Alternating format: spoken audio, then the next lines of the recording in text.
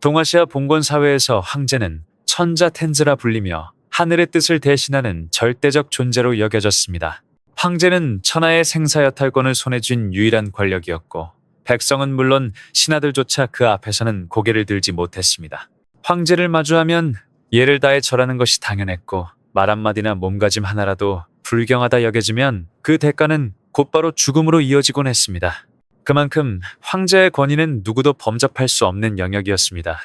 그런데 흥미로운 사실은 이런 절대 권력의 시대 속에서도 황제가 아닌 인물, 신도 아니고 왕도 아닌 평범한 출신의 사람들이 오히려 더 깊은 존경을 받았다는 점입니다. 이들은 권좌에 앉아 명령을 내린 적도 없고 황금 옥새를 손에 쥔 적도 없지만 수백 년, 때로는 천년이 넘는 세월 동안 백성들의 마음속에 살아남았습니다. 더 나아가 어떤 인물들은 황제조차 그 이름 앞에서 몸을 낮추고 스스로 예를 갖춰 경배하게 만들었습니다. 도대체 무엇이 이들을 그렇게 특별하게 만든 것일까요? 왜 사람들은 황제의 권위보다도 이들의 정신과 이름을 더 오래 기억했을까요? 무력도 아니고 혈통도 아니며 신분도 아닌 다른 어떤 힘이 이들을 황제 위에 세운 것은 아닐까요? 지금부터 황제의 권위를 넘어선 4명의 인물과 그들이 존경받을 수밖에 없었던 이유를 차례로 살펴보겠습니다. 1. 황제조차 무릎을 꿇게 만든 장군 악비. 악비는 남송을 대표하는 명장으로 중국 역사에서 충의와 애굽이라는 두 단어가 가장 잘 어울리는 인물로 꼽힙니다. 그는 황제의 혈통도 아니었고 권력의 중심에 서 있던 정치가도 아니었습니다. 그러나 전쟁의 최전선에서 나라를 지켜낸 그의 삶은 시간이 흐를수록 오히려 황제의 권위보다 더 무거운 의미를 갖게 되었습니다. 악비는 남송 조정에서 최고 군사직인 대원수에 오르며 국가의 운명을 짊어진 인물이었고 그의 이름은 곧 나라를 지탱하는 상징과도 같았습니다. 그의 군사적 업적은 압도적이었습니다. 악비는요, 대제 금나라를 상대로 무려 126차례의 전투를 치렀고 단 한 번도 패배하지 않았습니다. 이는 단순한 무력의 문제가 아니라 뛰어난 전술 이해와 병사들을 하나로 묶는 리더십이 있었기에 가능했습니다. 전장에서는 용맹했지만 결코 무모하지 않았고 언제나 국가와 백성의 안위를 최우선에 두었습니다. 그래서 병사들은 그를 두려워하기보다 존경했고 백성들은 그를 장군이 아닌 지켜주는 존재로 기억했습니다. 그러나 악비의 삶은 동아시아 역사에서 반복되어 온 비극적인 결말로 향하게 됩니다. 나라를 위해 싸운 충신은 외적이 아니라 내부에서 무너진다는 익숙하면서도 씁쓸한 이야기입니다. 조정의 실권자였던 간신 진해심의 모함으로 인해 악비는 끝내 풍파정에서 억울한 죽음을 맞이합니다. 전장을 누비며 나라를 지켜낸 장군이었지만 정치의 소용돌이 앞에서는 자신을 변호할 기회조차 허락받지 못했습니다. 그의 죽음은 남송 백성들에게 깊은 상처로 남았고 동시에 잃어버린 정의의 상징이 되었습니다. 이후 악비는 단순한 역사 속 인물을 넘어 민족적 영웅으로 자리 잡게 됩니다. 백성들은 그를 충신의 표본으로 삼았고 세대를 거쳐 그의 이름을 기억하며 존경을 이어갔습니다. 특히 명청대에 이르러서는 악비가 제왕묘에 모셔지게 되는데 이는 문관과 무관을 통틀어 역대 가장 충성과 재능이 뛰어났다고 평가받은 인물만이 허락받을 수 있는 영예였습니다. 한 명의 무장이 황제의 사당에 함께 모셔졌다는 사실 자체가 그의 위상이 어느 정도였는지를 잘 보여줍니다. 가장 상징적인 장면은 명나라를 세운 황제 명태조 주원장의 태도에서 드러납니다. 기록에 따르면 주원장은 악비의 사당이나 동상을 마주칠 때마다 말에서 내려 직접 무릎을 꿇고 예를 올렸다고 전해집니다. 이는 형식적인 제사가 아니라 한 황제가 역사 속 충신에게 보내는 진심 어린 존경의 표현이었습니다. 제국의 창업군주였던 주원장조차도 악비 앞에서는 자신을 황제가 아닌 한 명의 후손으로 낮춘 셈입니다. 악비의 이야기가 오늘날까지도 강한 울림을 주는 이유는 분명합니다. 권력은 시대와 함께 사라질 수 있지만 나라를 향한 충성과 정의는 세월이 흘러도 사라지지 않기 때문입니다. 악비는 왕좌에 오른 적도 제국을 지배한 적도 없었습니다. 그러나 그는 자신의 삶 전체로 무엇이 진정 위에 놓여야 하는가를 증명한 인물이었습니다. 황제조차 무릎을 꿇게 만든 힘, 그것은 군사력도 권세도 아닌 끝까지 흔들리지 않았던 그의 충이었습니다. 이 역사를 넘어선 충의의 상징, 관우. 관우는 중국 역사, 그 중에서도 삼국시대를 대표하는 명장으로 단순한 무장이나 장수를 넘어 하나의 정신적 상징으로 자리 잡은 인물입니다. 그는 촉한의 건국 과정에서 핵심적인 역할을 담당한 인물이었으며 유비를 끝까지 보좌한 절대적 충신으로 기억됩니다. 전장에서의 용맹함과 냉철한 판단력, 그리고 인간으로서 지켜야 할 도리를 동시에 갖춘 관우는 살아있을 때부터 이미 특별한 존재로 여겨졌습니다.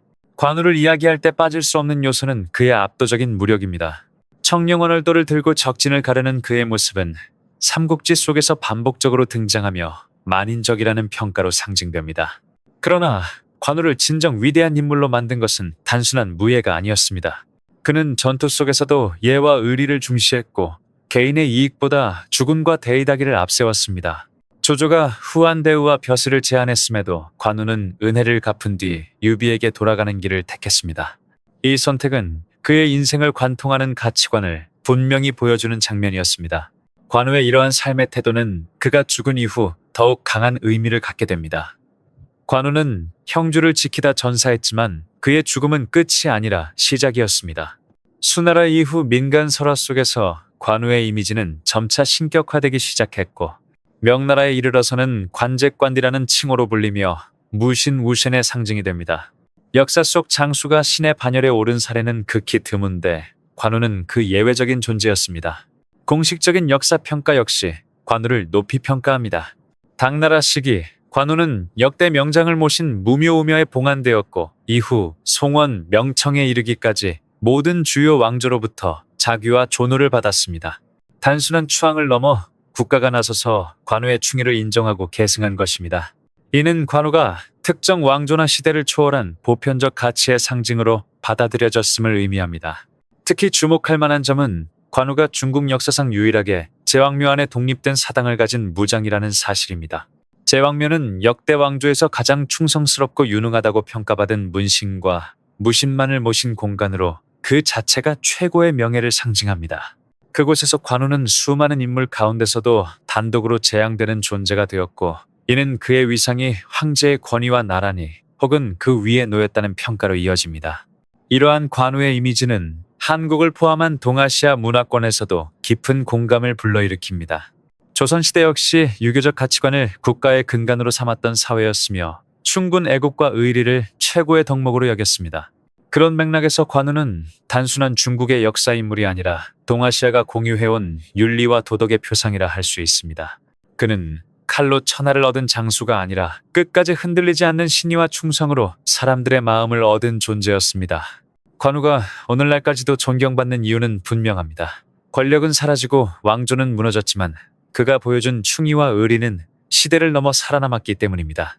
관우는 역사 속 인물이었지만 동시에 역사를 초월한 기준이 되었습니다. 그리고 바로 그 점에서 그는 황제의 권위조차 넘어선 존재로 기억되고 있습니다. 삼제국의 정신질서를 세운 인물, 공자, 공즈. 공자는 중국 역사에서 가장 깊고 오래 지속된 영향을 남긴 사상가이자 교육자입니다. 그는 한나라를 정복한 장수도 아니었고 황제의 자리에 오른 통치자도 아니었습니다. 그러나 그의 사상은 수많은 제국의 운영 원리가 되었고 왕조가 바뀌어도 흔들리지 않는 정신적 기준으로 남았습니다. 공자는 바로 사상으로 천하를 다스린 인물이라 할 수 있습니다. 공자가 살았던 춘추 시대는 정치와 사회 질서가 극도로 혼란했던 시기였습니다. 제후국들은 끊임없이 다투었고 권력은 무력에 의해 좌우되었습니다. 이런 시대적 배경 속에서 공자는 인간과 사회가 지켜야 할 근본 질서를 고민했습니다. 그는 혈통이나 무력이 아니라 예리와 인은을 바탕으로 한 도덕적 통치야말로 혼란한 세상을 바로잡을 수 있다고 보았습니다. 이 사상은 훗날 유교로 체계화되며 동아시아 문명의 뼈대를 이루게 됩니다. 그러나 생전의 공자는 결코 성공한 인물이 아니었습니다. 그는 여러 차례 관직에 올랐지만 자신의 이상을 실현할 만큼 중용되지는 못했습니다. 뜻을 알아주는 군주를 찾기 위해 제자들과 함께 여러 제후국을 떠돌았으나 당시의 통치자들은 그의 사상을 이상론으로 치부하며 받아들이지 않았습니다. 결국 공자는 말년이 되어서야 고향인 노나라로 돌아와 정치의 현장을 떠나 교육과 저술에 전념하게 됩니다. 아이러니하게도 이 시기가 인류 역사에 가장 큰 영향을 남긴 시기였습니다. 공자는 제자들과 함께 고대 경전을 정리하고 편찬하며 후대 유학의 기초를 마련했습니다. 시경, 서경, 역경, 예기, 춘추로 대표되는 경전들은 단순한 문헌이 아니라 인간과 사회가 나아가야 할 방향을 제시하는 기준이 되었습니다. 공자가 세상을 떠난 뒤에도 그의 제자들과 학파는 사상을 계승하며 점차 영향력을 넓혀갔습니다. 역사의 결정적 전환점은 한나라 무제 시기에 찾아옵니다. 한무제는 유교를 국가의 공식 통치 이념으로 채택하며 공자의 사상을 제국 운영의 중심에 놓았습니다. 이후 관리를 선발하는 기준은 무력이나 혈통이 아니라 유교 경전에 대한 이해와 도덕적 소양이 되었습니다. 사서오경을 이해하지 못하면 관직에 오를 수 없다는 원칙은 청나라 말기까지 이어지며 동아시아 정치 구조를 근본적으로 바꾸어 놓았습니다.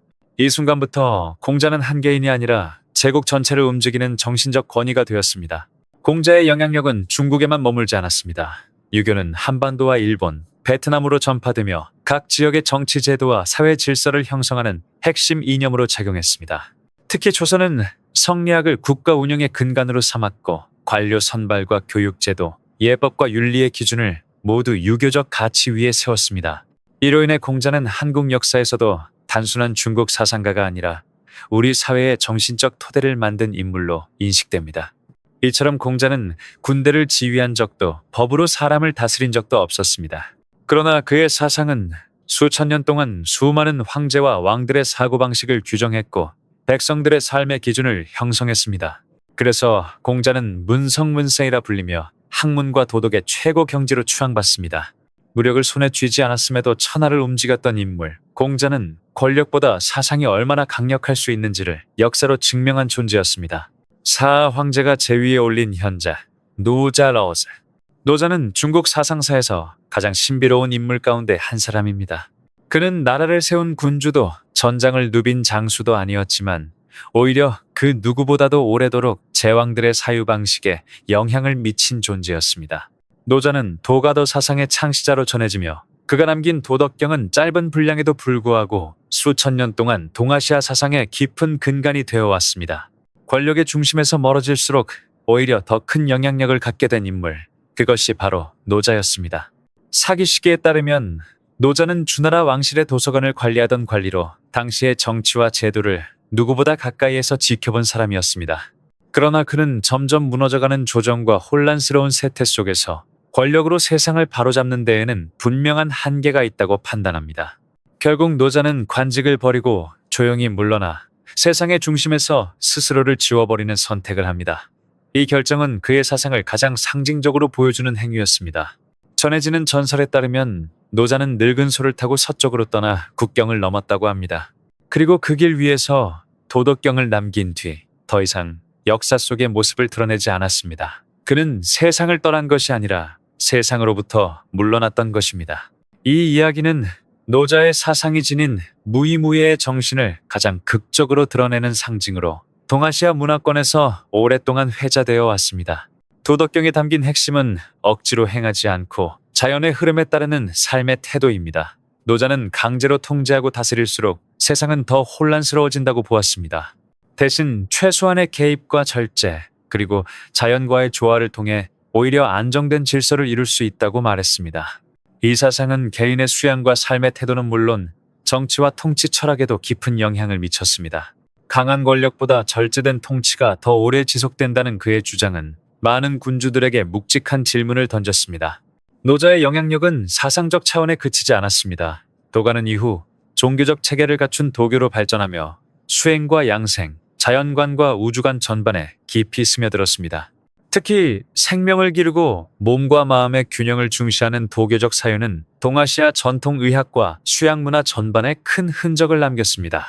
이러한 흐름은 한국과 일본에서도 유사하게 나타나며 자연과 조화를 이루는 삶의 방식으로 계승되었습니다. 가장 이례적인 장면은 당나라 시기에 등장합니다. 당 왕조의 황실은 성씨가 일이었는데 이를 근거로 노자를 자신의 선조로 추앙했습니다. 더 나아가 노자를 단순한 현자가 아닌 황제의 지위로까지 끌어올립니다. 당 고종은 노자를 태상현원 황제로 추존했고 현종에 이르러서는 더욱 장엄한 존호를 내려 천재에 가까운 존재로 격상시켰습니다. 이는 사상가가 황제로 추봉된 극히 드문 사례로 노자의 정신적 위상이 얼마나 높았는지를 단적으로 보여줍니다. 한국적 관점에서 보았을 때 노자의 사상은 결코 낯설지 않습니다. 억지로 앞서 나가기보다 스스로를 닫고 자연의 이치를 따르며 균형을 중시하는 태도는 동아시아 전통 사유 전반에 공통적으로 흐르는 가치입니다. 특히 무위치, 무웨이얼즈라는 개념은 강압보다 절제와 자유를 중시하는 통치관으로서 오늘날에도 깊은 사유의 여지를 남깁니다. 노자는 아무것도 주장하지 않았고 권력을 요구하지도 않았습니다. 그러나 역설적으로 바로 그 점 때문에 그는 수많은 황제들의 정신적 스승이 되었습니다. 세상을 떠난 뒤에도 황제가 제위에 올린 현자, 노자는 권력의 정점이 아닌 그 바깥에서 가장 높은 자리에 오른 인물이었습니다.